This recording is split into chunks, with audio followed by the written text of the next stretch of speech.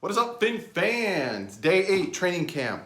There's a storm in the area, so they essentially had to move into the bubble because there's lightning and all that crap in the area. So they moved into the bubble, practice bubble, which essentially is called, I think, like the Nick Saban I'm a complete douche bubble. I don't know.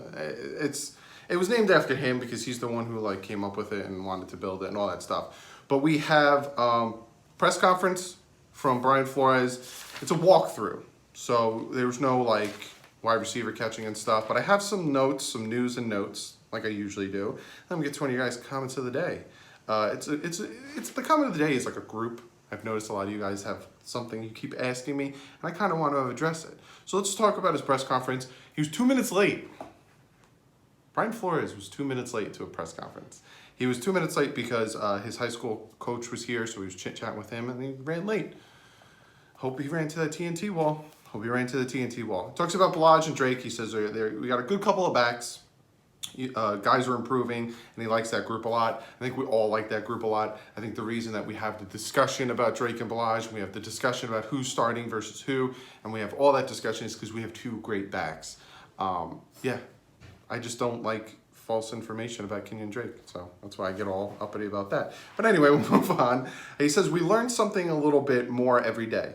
What guys do and what they can't do, it's about the best fit, the best group, and the best pair. So essentially, like I said, I think in, not yesterday's video, but the video before, training camp is a lot of, let's see who fits. Let's see who's gonna go here. Let's see who has strengths, who's their weaknesses, and if we can mask the weaknesses and build on their strengths.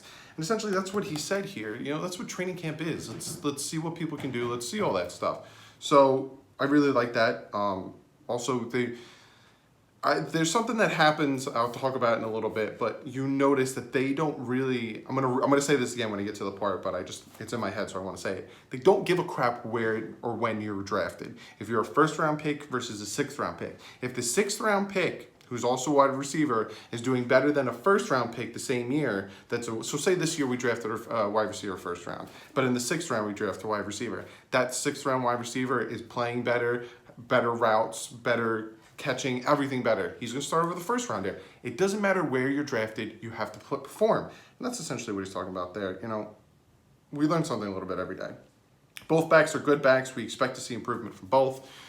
Drake even had a little bit of a presser afterwards, and he said that, you know, if you're not being pushed, you're not going to improve, which we all agree with. You know, he doesn't care that Balaj got first team reps. Cool. Give Balaj first team reps. I'm just going to keep showing you in game, on film, everything that I should get more reps. Good. I like the fire under their ass. If Rosen has to be motivated, he says, my hope is he's motivated every day. Regardless of what anyone says, I hope that's the case for everyone. Pretty sure if Rosen isn't motivated and if Rosen doesn't feel like he needs to push himself and do better than Fitzpatrick, then he won't make the team. Well, he'll make the team, but he won't be on the team nor in the NFL longer. It has nothing to do with Rosen, but it has to do with everyone in the NFL. If you don't have a fire under your ass to do better than the guy ahead of you, you're just going to flounder. There's a ton of guys, like Isaac Asiata recently retired. I feel like he just didn't have the love of the game. So sometimes that happens. You love college, you love Pee Wee, you love high school, you love football, then you get to the NFL, you notice it's a little different. It's a little bit more cutthroat, it's a little more intense, a little faster, and it's just not for you.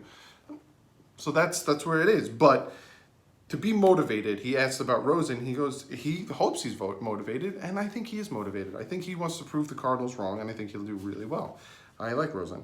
On the scrimmage tomorrow, he says he hopes to simulate some game action. He wants to see some things, punts, field goals, stuff like that. So tomorrow's going to be really fun. 1 o'clock tomorrow for all you guys that are in the area and want to go to the game.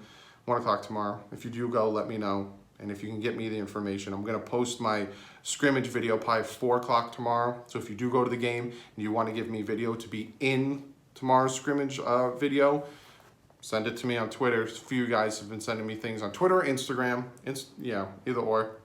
Or no, actually email it to me. Email it to me if you want to send me videos and be in the video. He says both coordinators during the season will be on the field. Their voices need to be heard by the players. I love that. I understand when you're in the box, you can kind of see more. You can kind of do what you need to do more, but I would prefer them to be on the sideline because then you can have discussions with the quarterbacks, with the corners, the linebackers. You have discussions.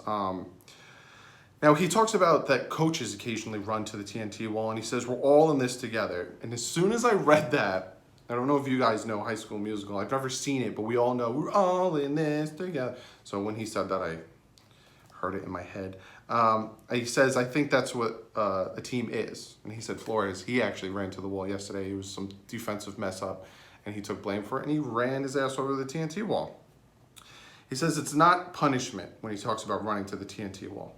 I know it can be perceived that way, but it is a standard operating procedure. Focus.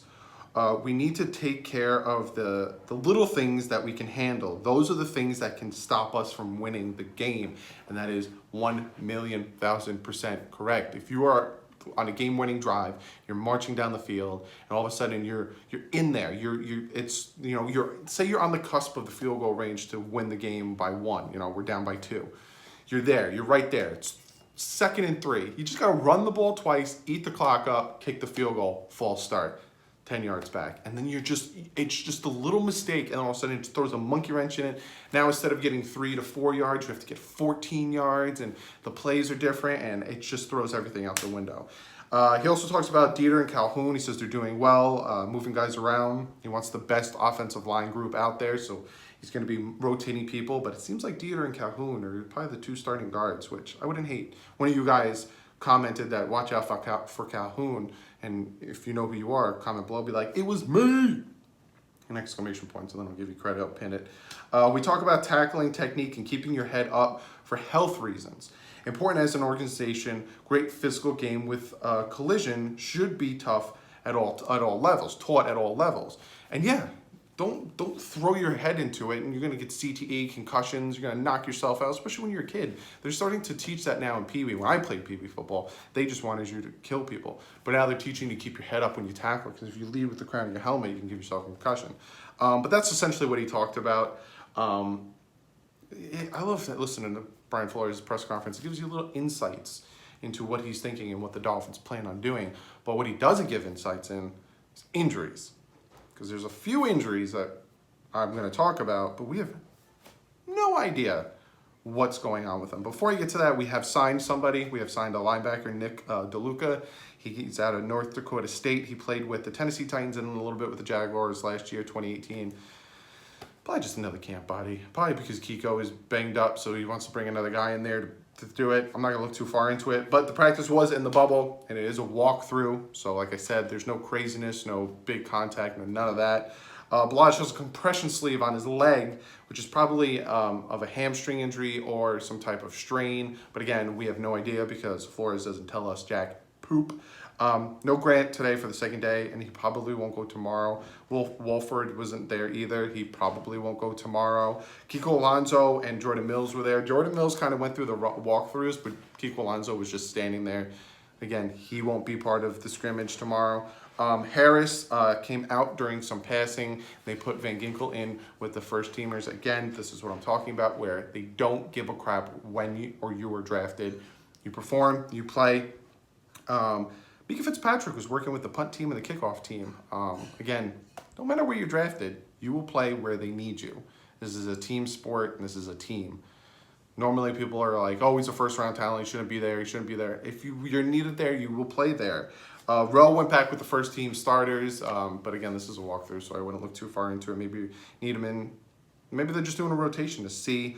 What's coming out now is it's more likely than not that Dieter and Calhoun will be the starters tomorrow during the scrimmage, and then Rashad Jones and Raekwon McMillan were not involved. So they probably won't go tomorrow. Like I said, a lot of people aren't going to be going tomorrow, and a lot of people probably won't be going next Thursday in the preseason game. Do not be surprised. But that's what I got for you today from camp. Again, it was in the bubble, so it was a walkthrough. Wasn't a lot to go by there. Got some news and notes. We signed a linebacker, some injury updates. Got to hear from Flores. But comment below. Let me know what you guys think. Let me know what you guys think of what I had to say about Flores. Let me know what you guys think about the injuries, what worries you, what doesn't worry you, what you guys think about the signing. Do you think, just like me, it's another camp body, and we'll see how that pans out? Be sure to comment below. Now, comment of the day, I normally either open one of you guys' packages or your mail. So if you want to send me something, again, P.O. Box is below. Or pick your comment from Twitter, Instagram, or from below. But today, I'm going to talk about a topic that everyone keeps asking me. A lot of people ask me do you think Rosen should start all 16 games? Why aren't they putting Rosen in to see what he can do? What's going on with Rosen? Why would they, you know, has a lot to do with Rosen. Brian Flores came out and he said this is a quarterback competition. We're going to put the best guy out there. We're going to put the best 11 out there. We are going to play to win the game, Herm Edwards, and we're going to play every game to win it. To come with that mentality and see how well Fitzpatrick is doing versus Rosen in camp and practice, to take Rosen and put him out there anyway. They did that before. I'm not going to talk about it because it's going to get a lot of people upset, but they did that before. And if you're going to take the inferior player and put him out there just to see what he can do and just to appease somebody, that feeds into then we're tanking. That feeds into then we're not trying to win because we're trying to see what we have and go from there. Also, you will lose the locker room. Guys don't want to put their bodies on the line, and guys don't want to play for you if you're just going to put the inferior person out there and be like, well, we need to see what he can do. Well, we want to win the game.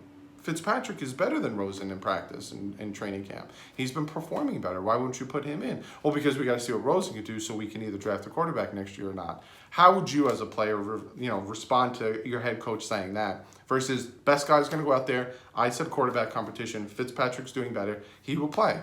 So, again, competition's not over. We still don't know who the starter is. Right now, Fitzpatrick is beating Rosen in the quarterback competition.